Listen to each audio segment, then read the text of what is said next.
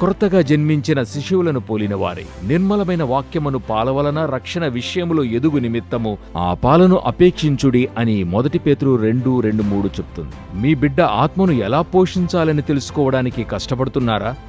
అనేకసార్లు తల్లిదండ్రులు ప్రతి ఒక్కరి కోసం మెలకువగా ఉంటూ బిజీగా పనిచేసి అలసిపోతూ ఉంటారు. దీనికి ఆలోచన మరియు అంకిత భావంతో పిల్లలకు ఆత్మీయ ఆహారంతో పాటు పాలు, రొట్టె, ఆకుకూరలు ఇవ్వవలసి ఉంది. సువార్త సత్యమును మన హృదయాలలోనికి తీసుకుంటున్నప్పుడు మన పిల్లలకు మరింత శ్రేష్టముగా దానిని పంచవచ్చు. మీ పిల్లలకు బలమును చేకూర్చే మాటలతో పెంచండి.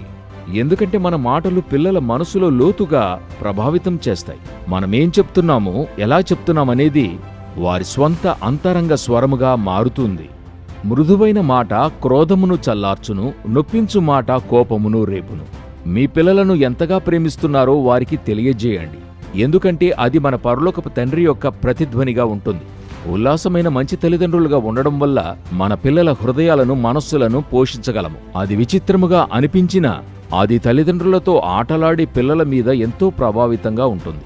మన పిల్లలకు మీడియాని అన్వేషించడానికైనా ఒక భద్రతా వలయాన్నివ్వచ్చు.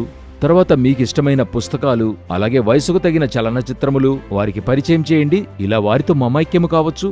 మీడియాలో ఆసక్తికరమైన ప్రశ్నలను పిల్లలు ఎదుర్కొని అడుగుతున్నప్పుడు వాటిని వెంటనే దాటివేయడానికి ప్రయత్నం చేస్తున్నాం. దానికి బదులుగా వారికి స్పష్టంగా తెలియజేసి వాటిని వివరించండి. వారి దృష్టిలో నుండి వారిని చూడండి. కాబట్టి బాలుడు నడవవలసిన త్రోవను వానికి నేర్పుము, వాడు పెద్దవాడైనప్పుడు దాని నుండి తొలగిపోడు. మీరు ఇలా చేసినప్పుడు నిజముగా మీ పిల్లల ఆత్మను పోషిస్తారు. దేవుడు మిమ్మల్ని దీవించునుగాక.